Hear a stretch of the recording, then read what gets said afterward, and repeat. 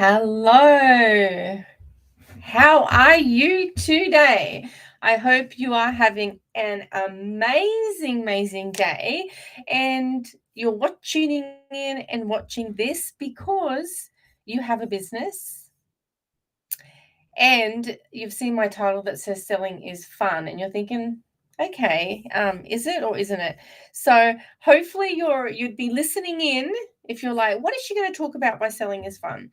So selling gets really super fun when you're confident about your offer, you're confident about the transformation you provide, you know the results that you get, and then it starts to get really fun. When it's kind of scary, I remember this from my first business in fitness. When it's scary is when you're not sure on, like, you've started something new, you've got a new program and you're not sure on the results or the transformation or if it's going to work. That's when it can be really scary. So that is when it's really good to have someone who can carry you across that and kind of get you through that painful part. Hey, Lennox, how are you? Get you through that part as fast as possible, because that's where the doubts, the insecurities, and all that thing is. You want to get to the land of the confident as quick as possible. And that's when, yeah, I said before, when you're confident about your results, you know what you get, you know where you take people from A to B, and you have like that proof and that inner confidence that that program or process or whatever that you've developed works. So another point I wanted to make is about selling is fun when it's high ticket as well.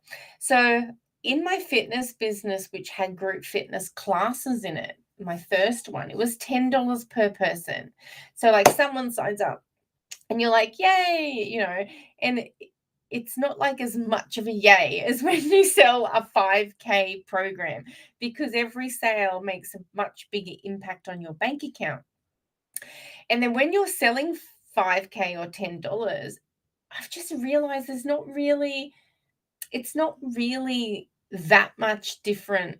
It's just like a different person and a different need. And it doesn't have to be a huge amount of work either. So if you think about, if you sat down, just say like with Richard Branson or something for 5 minutes and got all of his brain on you, like that's super high value, but it's taken a small amount of his time. So, it's that value that provide. It doesn't have to be like very extremely time intensive. Also, if you're looking at kind of, I think we should scrap kind of the high ticket thing, because it's not just like putting a high price on something. It's about having a high value on something.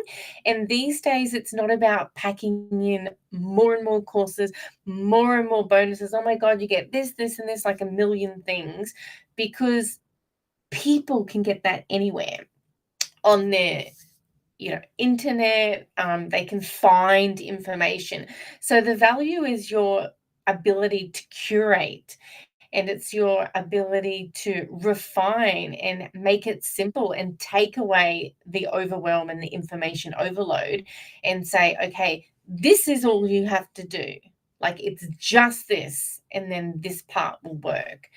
And an example, I guess, is let's say in business, when someone gets started, if they spend a lot of time and energy on like logos, designs, making the perfect website or things like that, when that's really not where your focus should be. Your focus should be on,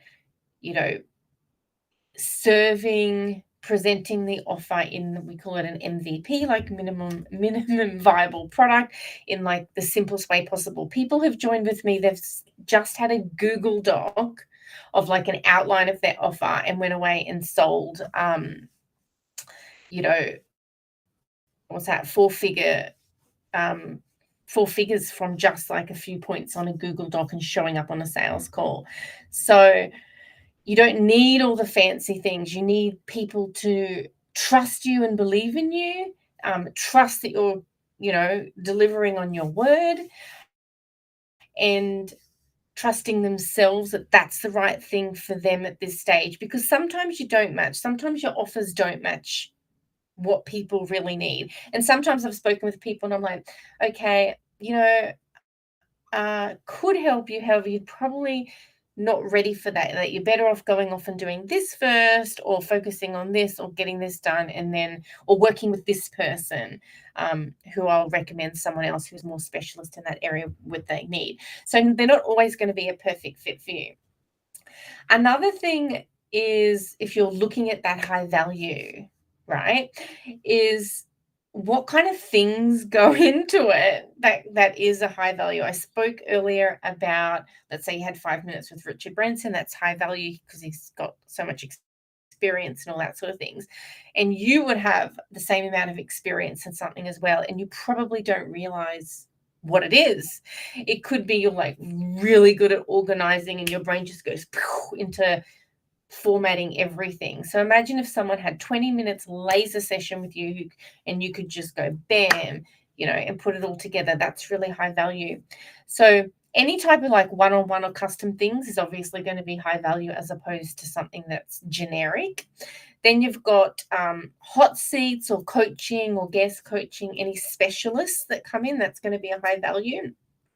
If you have any done for you stuff in your packages, that's going to make it a high value, as opposed to like, I'm giving you a template, or I'm going to do this for you. Like, it's not as scalable, right? But it is high value.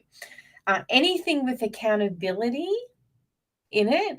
So you're not just a number in a big program where it's like, everyone, like I've got like 200 people signed up, and then I do a Zoom call and you're just a random number and it's up to you to get into the course and do whatever. And I don't even know what happens to you and it's not my problem. That's like not as high value as if you've got something with accountability where you have to report back to someone on your progress, or where someone can track your progress using software and then like check in with you. Okay, so this is what you're supposed to be up to, what's happening, how's it going, and checking in, right? Another high value part that in your offer is if you have a really, really epic guarantee, that can be really high value as well. So if you're basically, guarantee results, if you're doing this, this, and this, or guarantee a shift, or if not, be careful on your terms and conditions. It could like extend time. You could, let's say you're a healer, and if it was like, okay, we're going to, remove this thing, you're really confident with it. But then, for some people, if it doesn't work, maybe, you get someone else in, or there's a different technique or something else, and then that will work. Plus, they have to be tracking and making sure they're doing all the other things, right? So there's the terms around. So there are a few high value inclusions that you can have.